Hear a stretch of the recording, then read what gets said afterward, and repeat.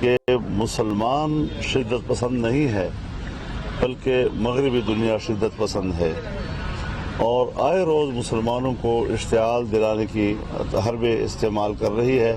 تاکہ الزام جو ہے شدت اور اشتعال کا مسلمانوں پہ لایا جا سکے۔ تو اس اعتبار سے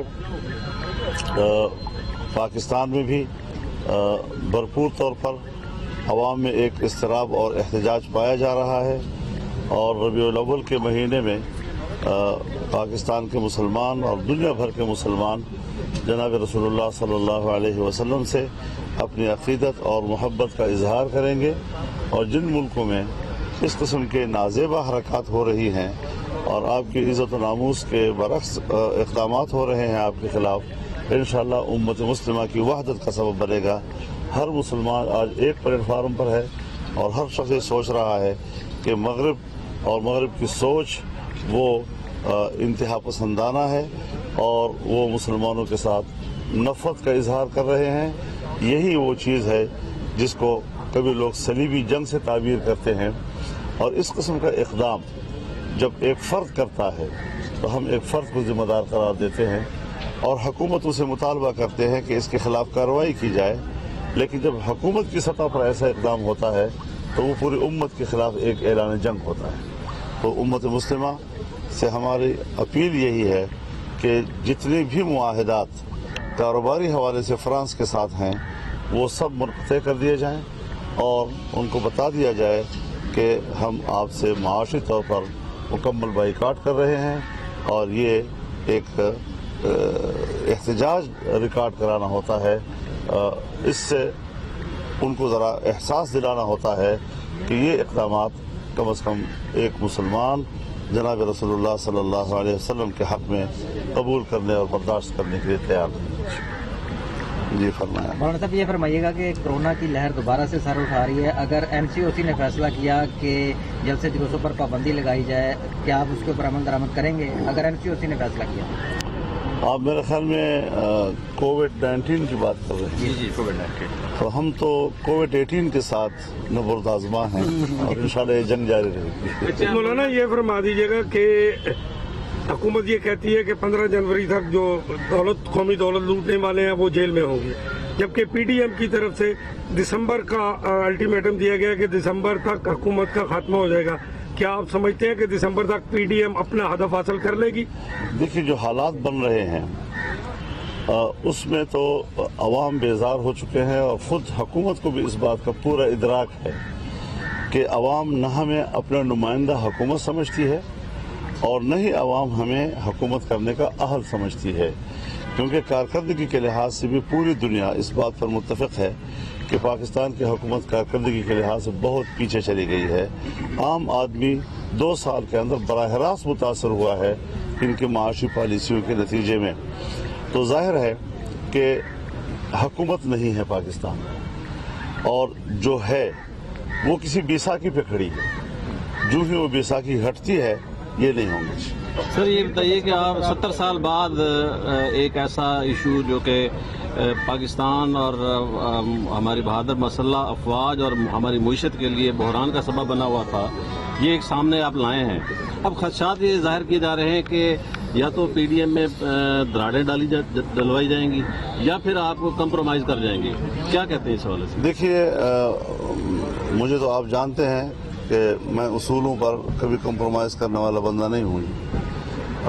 سیاست میں مصلحتیں آتی رہتی ہیں، لیکن ایک اصولی موقف جو واضح ہوتا ہے اس پر کسی قسم کی کمپرومائز، اور انہوں نے دراڑ ڈالنے کی کوشش کی کہ کراچی میں جس طرح مریم نواز صاحب کے کمرے میں وہاں پر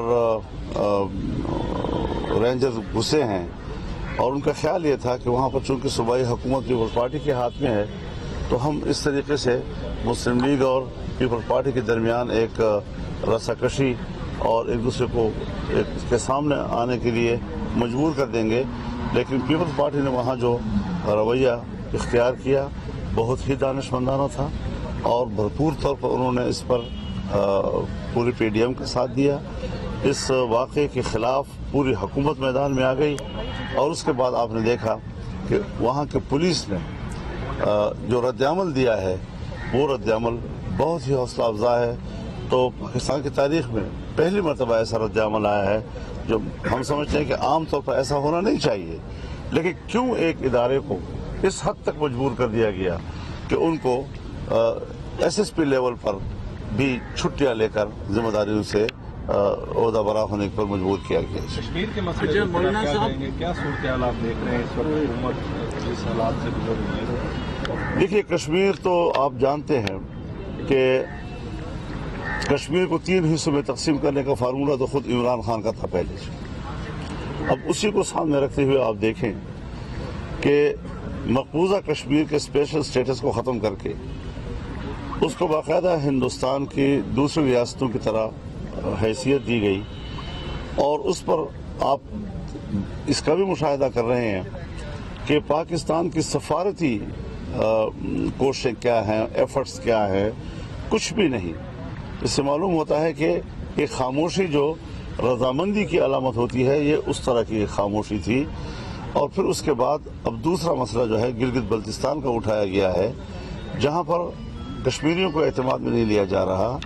جہاں پر اسٹیک ہولڈر کو اعتماد میں نہیں لیا جا رہا۔ اگر جو کچھ انہوں نے کیا ہے اور جو کچھ یہاں ہم کریں، اصولی طور پر پھر یہ بتائیں کہ 1949 کی قراردادوں اور اس حوالے سے پاکستان کے موقف کا کیا بنے گا۔ یعنی جب پاکستان نے 1949 میں اقوام متحدہ کے اندر سلامتی کونسل کے اندر جو کشمیر کے نقشے خود جمع کرائے ہیں اور اس کے اندر گلگت بلتستان کو ڈالا ہے، اور پھر آزاد کشمیر کی سپریم کورٹ کا فیصلہ ہے کہ Gilgit Baltistan is a part of all Jammu Kashmir, تو اس حوالے سے پاکستان کو اپنے اصولی موقف کی طرف بھی دیکھنا ہوگا کہ اگر وہ کشمیریوں کو اس طرح مایوس کریں گے تو ان کی جو 72 سال سے جو ان کے خون پر ہم نے سیاست کی ہے، جہاں ہم نے ان کے ماؤں بہنوں کی عصمتوں پہ سیاست کی ہے، جہاں ہم نے ان کے بچوں کے چہروں سے چھلکتے ہوئے خون پہ سیاست کی ہے، ان بیچاروں کا کیا بنے گا؟ تو وہ کس طرح پاکستان پر کوئی قوم آج کے بعد اعتماد کرے گی؟ پاکستان ایک ملک ہے، پاکستان کے اندر 22 کروڑ عوام رہتے ہیں، اس کا اپنا ایک مقام ہے دنیا میں۔ دنیا کیا سوچے گی ہمارے بارے میں کہ پاکستان کے لیے ہم قربانیاں دیں اور پھر بعد میں اس کا نتیجہ یہ نکلے؟ میرے خیال میں ہمیں اس قسم کی حرکتوں سے باز رہنا چاہیے۔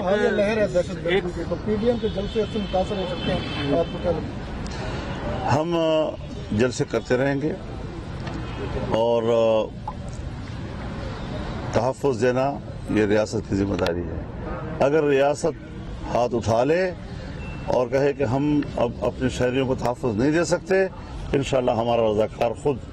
اپنے اجتماعات کو سیکورٹی مہیا کرے گا۔ صاحب، حکومت کا میڈیا پر دباؤ بڑھتا جا رہا ہے، میڈیا ورکرز بے روزگار ہوئے ہیں، 24 نیوز کی نشریات کو بند ہوئے آج 2 ماہ مکمل ہو گئے ہیں، تو کیا کہیں گے؟ حکومت جو ہے کارروائی کری، انتقامی کارروائی اس حوالے سے کیا کہیں گے؟ یہ ڈکٹیٹرشپ کی علامت ہے۔ جس وقت میڈیا کے گلے کو دبایا جاتا ہے، سیاست کے گلے کو دبایا جاتا ہے، تو یہ ڈکٹیٹرشپ کی علامت ہوتی ہے۔ تو جو شکایت آپ کر رہے ہیں یہی شکایت ہمیں ہے، اور ہم اس محاذ پر میڈیا کے شانہ بشانہ کھڑے ہیں، ان کے احتجاج میں ہم ان کے ساتھ شریک ہیں، اور یہ علامت ہے اس بات کی کہ پاکستان میں جمہوری حکومت نہیں ہے۔ مولانا صاحب پہلے آ جائیں گے کسی کے ساتھ ایڈ کر لیں؟ مجھے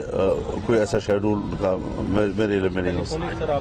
لیکن ایسا کوئی شیڈول نہیں ہے ان کا۔ اچھا سر، یہ بتائیں کہ ماضی میں یہ ہوتا رہا، تحریکیں چلتی رہیں، بالآخر ان کا اینڈ ہوتا تھا مذاکرات پر، تو ابھی تو سٹارٹ میں جو گارنٹر ماضی میں بنتے تھے وہ تو ہو گئے ہیں فارغ یا وہ متنازع ہو گئے ہیں، تو اب آپ کس کی گارنٹی لیں گے ان مذاکرات کی کامیابی کے لیے؟ ہم نہ مذاکرات کرتے ہیں، نہ ان کے ساتھ مذاکرات کے ہم حق میں ہیں۔ الٹیمیٹ اگر سلوشن اس کا کیا ہوگا؟ سلوشن یہی ہے کہ الیکشن کمیشن اس انتخاب کو منسوخ کرے اور نئے انتخاب کا اعلان کرے۔